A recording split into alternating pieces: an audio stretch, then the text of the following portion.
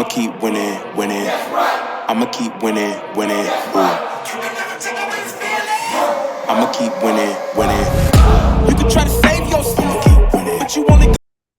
What's going on, guys? Jake Ham back on our video, and today I'm going to be bringing you a updated mock draft about 1 month out until we get the actual thing of what's going to happen. But before we get into it, please make sure to like the video, comment down below anything you agree or disagree with I talk about in here, and make sure to subscribe to the channel for future NFL content. I'm going to be putting out pro days are currently going on, and we're going to be moving in as a lot of smoke and a lot of different reports are coming out throughout the draft. So we're gonna go ahead and jump into it. Cam Ward just had his pro day 2 days ago, yesterday, and all the reports is the Titans spent a lot of time with them. They like what they seen. Now they are going to be open. They're going to listen to all calls, but it's pretty much leaning towards it's the done deal. Cam Ward's going to be the first overall pick, no matter who's picking here. Whether it's the Titans, which that's what it's looking like, that they're just going to go with Cam Ward. You can see it in free agency. They didn't really. They kind of just surrounded their quarterback. They ended up going and getting protection on the offensive line. They ended up upgrading their defense. So it's pretty much pointed out that they're going to be taking Cam Ward at the number one pick and pretty much just taking their guy that they're going to be liking. And it's been the same thing for the last month or two at this point. Moving on number two. Now, this is an interesting one. The Cleveland Browns. There's been a lot of reports. There was that one random report today, actually, that they're calling the Cowboys trying to get Dak Prescott to trade down. They're actually open to trading down, but then there's also a report that they're leaning towards taking Abdul Carter with this pick. And I think the Abdul Carter one's true. I don't think that they're going to take Shedeur Sanders. I've had them taking Shedeur Sanders for a while now, but I'm actually going to change that. I'm going to have them taking Abdul Carter. I think that they're going to look to pair up Myles Garrett and Abdul Carter together to pretty much go after the quarterback. I think, their quarterback situation's a little bit rough. Deshaun Watson's going to be out, but you can't really, the Dak Prescott one's not really true because you can't have Dak Prescott and Deshaun Watson's contract both on your team because it would just ruin you financially, plus the Myles Garrett contract. So they wouldn't really have room for anything else salary wise. So I think that they're going to wait until next year's draft class to go after the quarterback position and address that. And I think that they're going to be able to just go best player available and go Abdul Carter here to pair up with Myles Garrett. Number three, the New York Giants. They just signed Russell Wilson. They just signed Jameis Winston, but I don't think that ends up solving the issue. Both of them are on 1 year deals for a reason. I think they brought him in just in case the rookie is not ready, whoever they end up taking at number three, that they at least have an option to be able to go and make a difference this season because Brian Dable and Joe Shane, they're both going to get fired if the Giants do not do, good at all, if they don't improve at all. But at number three, I think a lot of the rumor is that it's going to be Shedeur Sanders with the Giants, and even with them taking Russ and Jameis, I think that's just to make a pretty much immediate impact so that they don't get fired and can have a case for next year. So I think that they're going to end up taking Shedeur Sanders there for the New York Giants to be their future quarterback. Now, I think that he should play, but Russell Wilson and Jameis on those 1 year contracts, I don't think that really changes anything from what you would do normally. And the Patriots here at four, they're pretty much hoping that two quarterbacks go in the top three so they can get either one of Abdul Carter or Travis Hunter.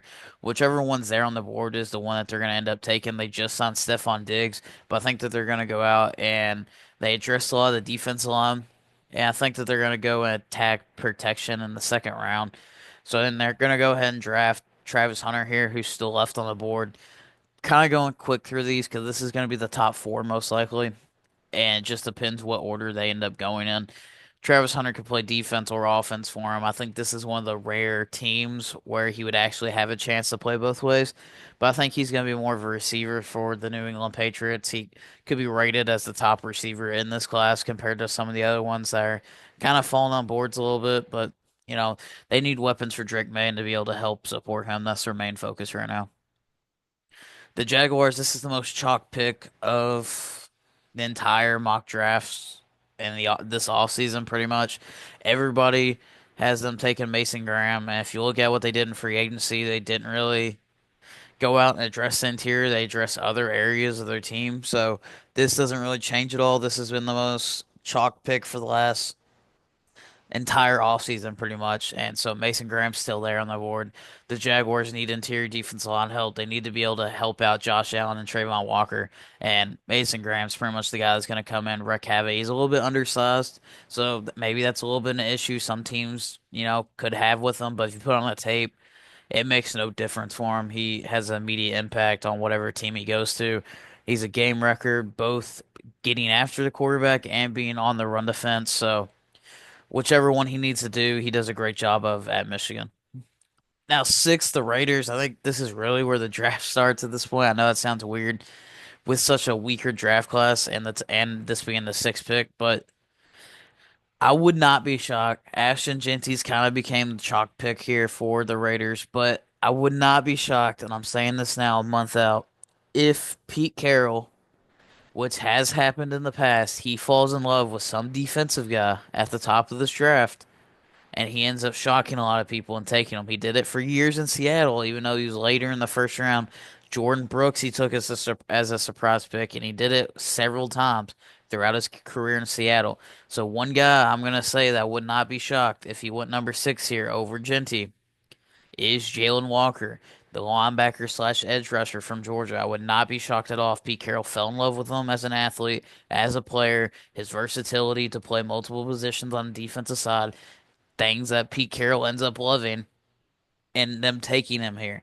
But with that being said, I'm still gonna have them taking Ashton Genty. This is one of the worst rosters in NFL top talent wise. They went out and got 34-year-old Geno Smith, so that means that they are gonna try to contend now, but they didn't really go out and spend money in free agency to contend now. So it's definitely a weird. But Ashton Genty is possibly the third best player in this draft class, so it makes sense for them to go out, try to address a running back position that they haven't addressed yet in free agency or at all, and be able to try to help out the offense and whoever their future quarterback's going to be after Geno Smith. The New York Jets, I think this could go multiple ways. There's several rumors that maybe they draft Jalen Walker here and end up trading Quincy Williams? Do they end up going with a receiver?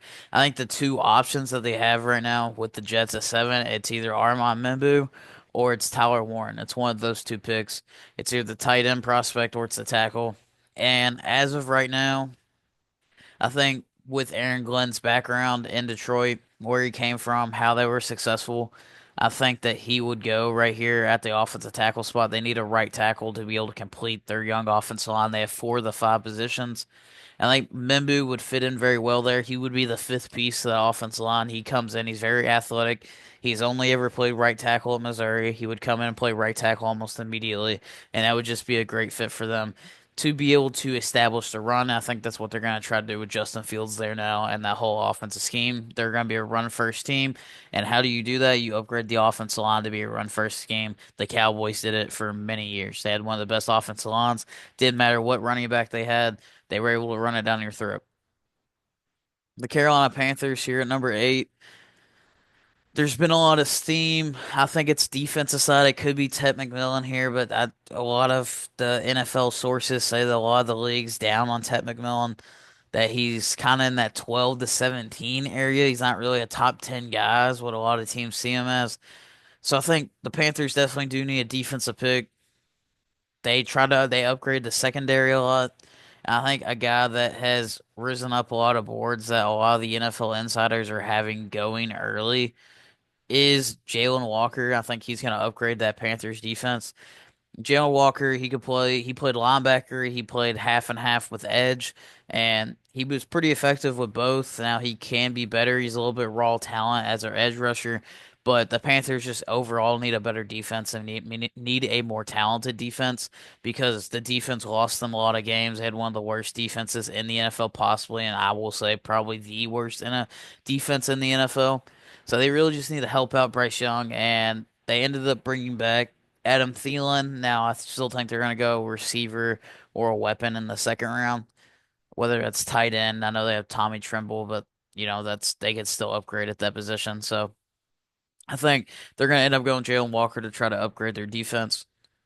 The Saints, this could be several spots here. It has running back. That's obviously not a need. They have Kamara, even though he's getting older. They need to get younger, more talented, and cheaper.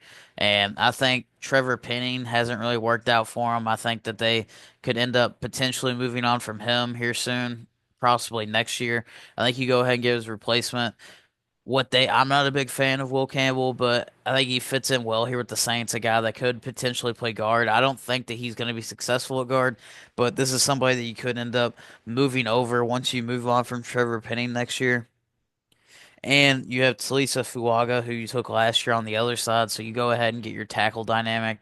His arms came in at his pro day today, and he measured out very well, 33-inch arms, so that checks off one of the boxes for him to be able to play tackle.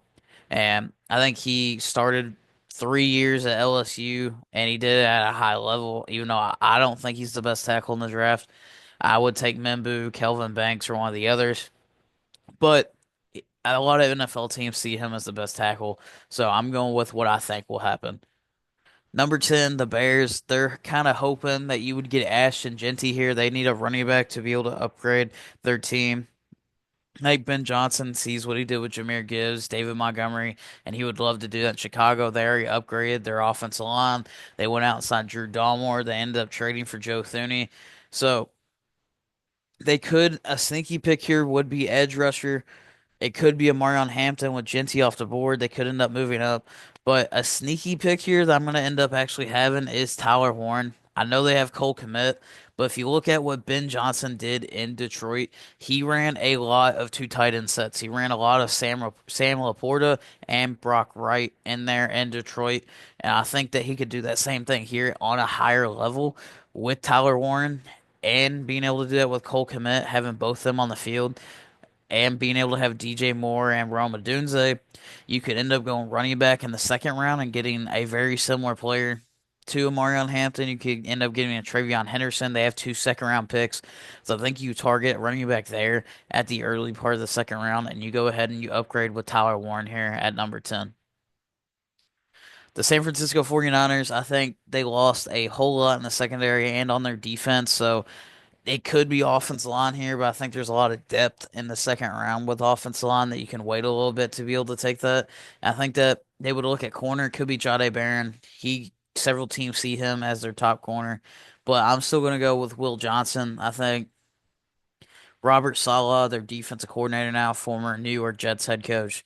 I think that he would want a prime, solid corner piece after just losing two of his biggest secondary pieces and Tre'Davious Ward and Fuanga in free agency. Also lost Drake Greenlaw. So I think him stepping in there and being that prime shutdown corner for them, if he could stay healthy and answer some of the concerns like he did throughout at his pro day, I think the 49ers, this would be a good piece for them to upgrade their defense. Dallas Cowboys, this could be an edge piece. It could be an edge player. Shamar Stewart's still on the board. But I'm going to have them going receiver. I think that they're going to look to pair up CeeDee Lamb with someone. And I'm not going to have it being Ted Irving-Will, and I think Matthew Golden's going to fit in there. Matthew Golden's just a playmaker. Anybody that watched a Texas game, anytime they needed a big play, it was always Matthew Golden. He used his speed. He showed it at the pro day. He showed his route or at the combine. He showed his route running at the combine as well. He's one of the better receivers there. And at this point, I wouldn't be shocked if he's the number one receiver taken, and he fits in very well with the Dallas Cowboys to try to get more weapons. The Miami Dolphins, they need to upgrade their interior offensive line to be able to help protect Tua. There's a lot of good offensive line pieces here still, but I think mainly they need a guy that has the flexibility to play guard or tackle. I think the best one with Kelvin Banks, Josh Simmons on the board. This guy throughout the offseason ended up raising his stock a whole bunch, possibly the most out of anybody in this entire draft class. I'm going to go with Gray Zabel at the Senior Bowl. He dominated. He did very well throughout interviews, and a lot of people were able to fall in love with him. He could play any of the five positions on the offensive line. I think to Miami Dolphins, that's really what they need. They need flexibility and play at a high level. I think Gray Zabel could do that. He could play center, guard, or tackle for him, any of those positions, and I think that would be really the fit that they need to be able to protect Tua. The Colts, I seen a stat the other day. The Colts haven't had a high level tight end since 2018. That would be going into the season would be 7 years ago. And I think their real target is Tyler Warren, but obviously in this case it is off the board. But another good player would be Colson Loveland, who's considered the number two tight end and one of the better players in this class. He's more the Brock Bowers type build. I think they're going to try to upgrade his weapons with Anthony Richardson throughout this draft to kind of get in the mode of he has all the weapons, and if he doesn't succeed this year, then he's not our guy. All right, he has all the weapons they could possibly have to be able to succeed, and if he ends up failing, then he's just not going to be the starting quarterback for the Colts moving on. And I think Colston Loveland could help prove that or be able to figure that out for them.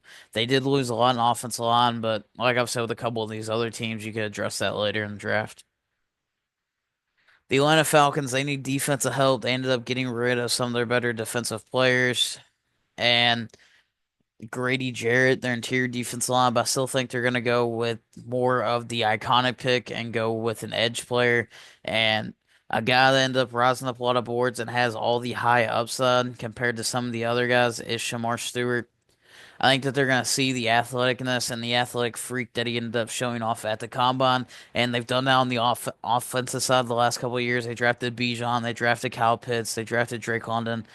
Why not do the same on the defensive side? That's just kind of who they are. They end up drafting the freak athletes, and that's Shamar Stewart, and they need to upgrade their edge line. They're an edge player and their defensive line. The Arizona Cardinals, this could be defense, it could be offense, it could be, several different areas. Secondary is a real need. The offensive line is a real need. But an interesting pick here that I'm going to go with is Tedero McMillan. They do have Marvin Harrison Jr., but I think Tedero McMillan could be another weapon to complement him and be able to help out Kyler Murray. He could run out of the slot, he could run on the outside. You could really put him anywhere in this offense, and he's a huge size and they would have two of the best young duos receivers in the NFL with both of them. He's 6'5". He ran a crazy 40. He has the impressive arm length. The report a couple weeks ago was that he was in the 4.4s for his size is absolutely insane.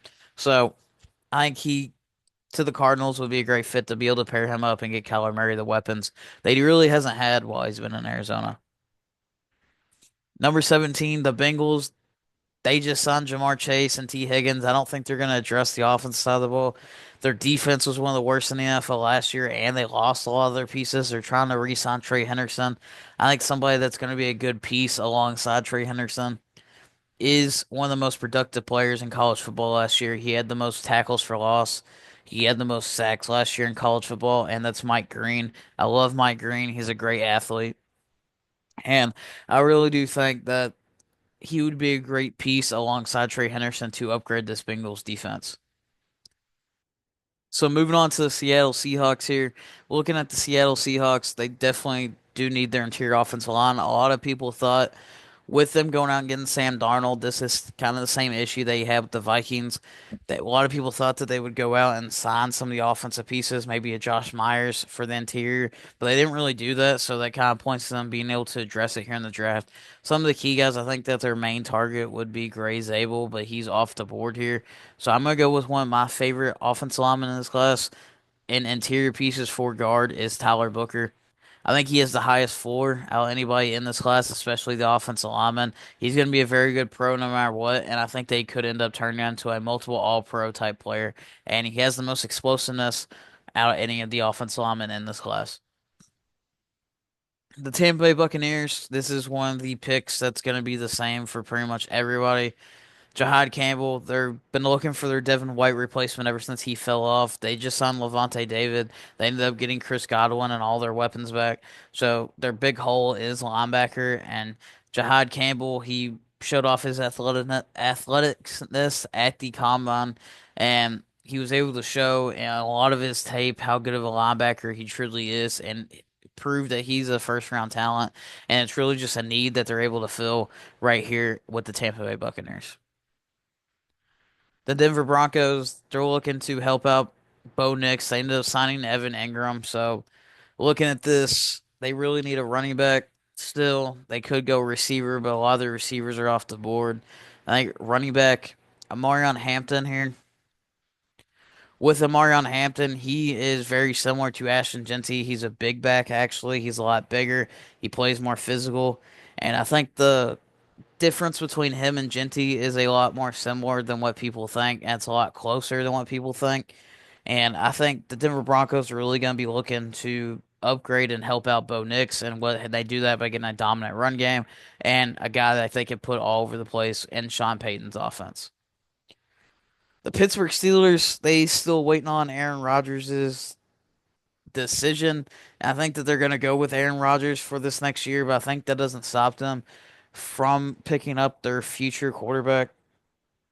And there's been a lot of rumbling about Jackson Dart, and I've been saying this for a month. I think Jackson Dart is going to be a first round pick. It just depends where he goes. I think a team could end up moving up into the late half of the first, or potentially even jumping the Steelers to get Jackson Dart. But I do think if he's there available at 21, the Steelers are definitely going to end up taking Jackson Dart to be able to be the future of that franchise and be able to step in 2 years after Aaron Rodgers ends up retiring or moving on wherever he ends up going. The Chargers, they upgraded several spots. They ended up signing Tyler Conklin. They still need a receiver, but some of the receivers are off the board here. And I'm still going to go with defense line. They ended up releasing Joey Bosa. They brought back Khalil Mack. I think that Jim Harbaugh values the trenches, and looking at the freak athletes that they have, this is another guy that reminds me of Trayvon Walker. I'm gonna go with Michael Williams. He has all the tools that you need. He just needs to be developed. I think Jim Harbaugh sees that. That was somebody that he took years ago whenever he was in San Francisco. He ended up taking an edge rusher just like it, and Michael Williams is going to be kind of that same build for him.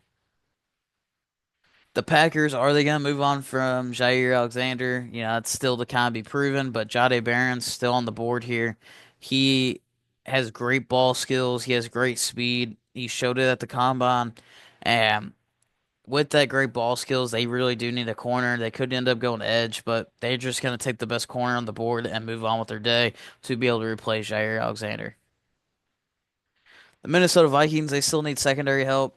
Harrison Smith's getting old. He's coming back for another year. Their defense was questionable towards the end of the year. They need interior defense line and secondary help. I'm actually going to skip over Malachi Starks. I'm going to go with Nick Emmanwori. He had one of the best combines out of anybody in NFL history, and he was able to show off his crazy athleticism and his crazy skills that he ends up having with his footwork and everything like that. If you go on tape, he's a big body safety that has all the athleticism in the world. I think Brian Flores is going to see that and really pound the table to Kevin O'Connell to be able to take this guy to upgrade their defense and their secondary to be able to replace Harrison Smith. The Houston Texans, you still got a lot of tackles on the board. They ended up reshaping their entire offensive line. They ended up trading away Kenyon Green, and they ended up trading away Laramie Tunsil.